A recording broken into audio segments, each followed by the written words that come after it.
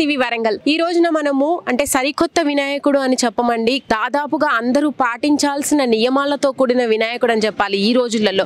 ఎందుకు అలా అంటున్నా అనుకుంటున్నారా? అయితే ప్రతి ఒక్క దగ్గర వినాయకుడి విగ్రహాన్ని ఏదో ఒక రకంగా ట్రెండ్గా మార్చాలనో లేదంటే వినాయకుడి ముందు ఉన్న సెట్టింగ్స్ నన్ను మార్చాలనే చూస్తూ ఉంటారు ఇప్పుడున్న యూత్.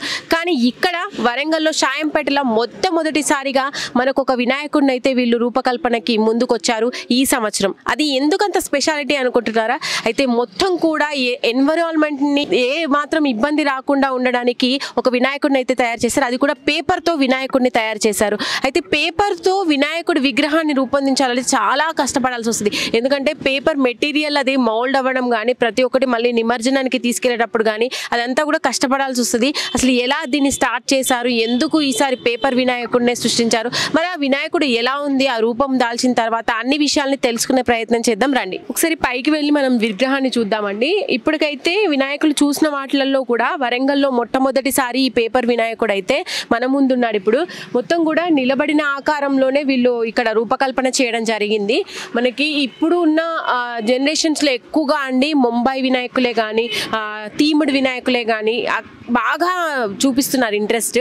కానీ ఇలా పేపర్ ఎన్విరాన్మెంట్నే కానీ ఇక్కడ పరిసరాలని ఏదైనా కూడా ఇబ్బంది పెట్టకుండా ఉండాలి అనే ఉద్దేశంతో ఇక్కడ యూత్ అయితే దీన్ని ఏర్పాటు చేయడం జరిగింది. చూడండి, ఒక్కసారి నిలబడిన వినాయకుడు చూడడానికి మాత్రం అలా అనిపించట్లేదు. మొత్తం కూడా వినాయకుడు ఏదో పిఓపియో లేదంటే కలర్ మట్టి వినాయకుడు లాగానే కనిపిస్తుంది చూడండి. కానీ ఏమాత్రం మనకు వాళ్ళు చెప్తే కానీ తెలియదు, అలా ఉంది. మనం ముట్టుకొని అయితే చూద్దాము. సేమ్ అలాగే ఉందండి, అంటే రూపం అయితే అలాగే కనిపిస్తుంది. వీళ్ళు దీనికి ఏమేమి మెటీరియల్ వాడారు, అంటే పేపర్ని ఎక్కడి నుంచి తీసుకొచ్చారు, ఏ పేపర్ని వాడారు, ఇవన్నీ విషయాలను అయితే తెలుసుకునే ప్రయత్నం చేద్దాము. సో ప్రస్తుతం మనతో పాటు ఈ పేపర్ వినాయకుడిని మన ముందు ఉంచిన ఈ టీం మొత్తం మనతో ఉన్నారండి. ఒక్కసారి తెలుసుకుందాం దీని విశేషాల గురించి. సో నమస్తే అండి. నమస్తే అండి. ఎలా ఉన్నారు? బాగున్నాను. ఇంకా వినాయక చవితి శుభాకాంక్షలు. ధన్యవాదాలండి. సుమన్ టీవీ ప్రేక్షకులందరికీ వినాయక చవితి శుభాకాంక్షలు. చెప్పండి సార్, అసలు ఈ థాట్ ఎలా వచ్చింది పేపర్ వినాయకుడు? మళ్ళీ చూడగానే అసలు చూస్తే మీరు చెప్తే గానీ అది అర్థం కావట్లేదు, ఆ డిఫరెన్సియేషన్ అనేది తెలియట్లేదు. అది ఎలా మీకు థాట్ వచ్చింది, ఎందుకు ఇది ముందుకు తీసుకొచ్చారు? అయితే ప్రకృతిలో వివిధ వనరులన్నీ ఈరోజు చూస్తుంటే పోతే అన్నీ ప్రతి ఒక్కదాన్ని నాశనం చేస్తున్న పరిస్థితి. సో కాబట్టి పేపర్ వినాయకుడు అనేది మనం కింది నుంచి మీరు పైదాకా చూస్తుంటే ఒక పిఓపి వినాయకునికి ఏం తక్కువ కాకుండా ఉంది. మనం దగ్గరికి వచ్చి చూసేదాకా ఇది పేపర్తో చేశారని తెలియకుంటుంది. మాకెందుకు వచ్చిందంటే మట్టితో చేస్తున్నాం, కానీ మట్టి వినాయకుడికి చాలా ఖరీదుగా ఉన్న పరిస్థితి. సో పేపర్ తోటి చేయాలని నా ఫ్రెండ్ ఒక మనోజ్ అని ఒక అతను కూడా కమిటీ సభ్యుడే.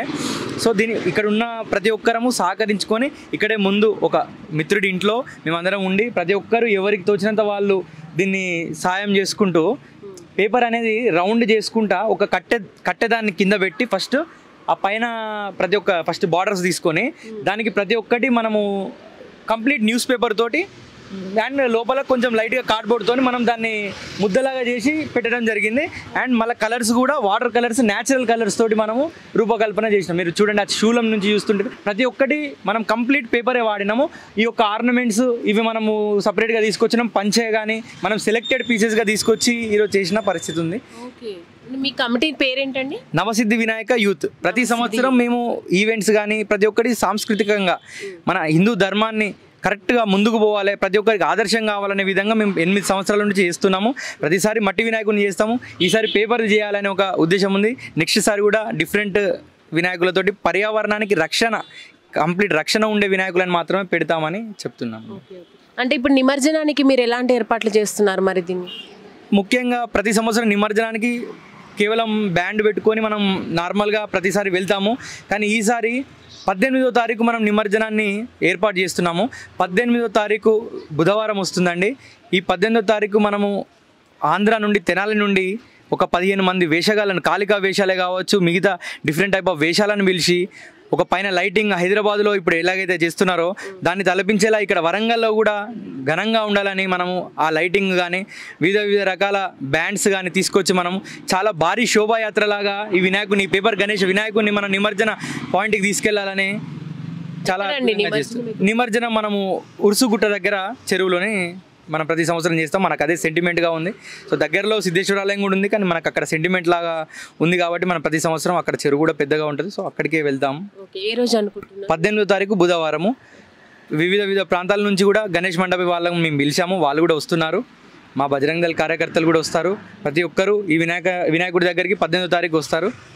ప్రతి ఒక్క హిందూ బంధువులు రావాల్సిందిగా ఈ వేదికగా నేను చెప్తున్నాను. ఓకే, మీరు ఇప్పుడు ఇట్లాంటి విగ్రహాన్ని తీసుకురావడం జరిగింది కదా, అంటే వరంగల్లో మొట్టమొదటిసారి మీకు ప్రజల నుంచి ఆదరణ ఎలా ఉంది, వాళ్ళు ఏమంటున్నారు విగ్రహాన్ని చూసి? మొదటిగా ఈ వినాయకుడు పేపర్ అని ఎవరికి తెలియదు.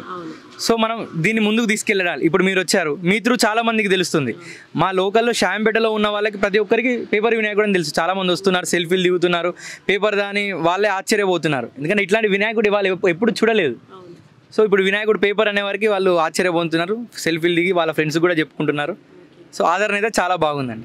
మీరు అంటే పేపర్ అనే కాకుండా హిందూ సాంప్రదాయం ప్రకారంగా వినాయకుడు ఎలా ఉండాలి, ఏ రూపంలో ఉండాలి, అది కూడా మీరు పర్టికులర్గా తీసుకున్నారు. ఆ ఎక్స్పీరియన్స్ అనేది అయితే తెలుస్తుంది, మీరు ఇన్నేళ్ల నుంచి చేస్తున్నారు కాబట్టి. అయితే ఇప్పుడు లడ్డు విషయానికి వస్తే వేలం ఎలా ఉంటుంది మీకు? మాకు ఇక్కడ 3 లడ్డూలు పెట్టామండి. ఒకటేమో భక్తులకు పంచడానికి, ఇంకొకటి లక్కీ డ్రా, ఏదో ఒక కల్చరల్ యాక్టివిటీ అనేది ఉండాలి మనకు ఫస్ట్ నుంచి వస్తుంది కాబట్టి ఒకటి లక్కీ డ్రా అని పెట్టాము. ఇంకొకటి వేలం పాట వేయడం జరుగుతుంది లాస్ట్ రోజు. సో ఈ 3 విధాలుగా మనం లడ్డూని పంచుతాము.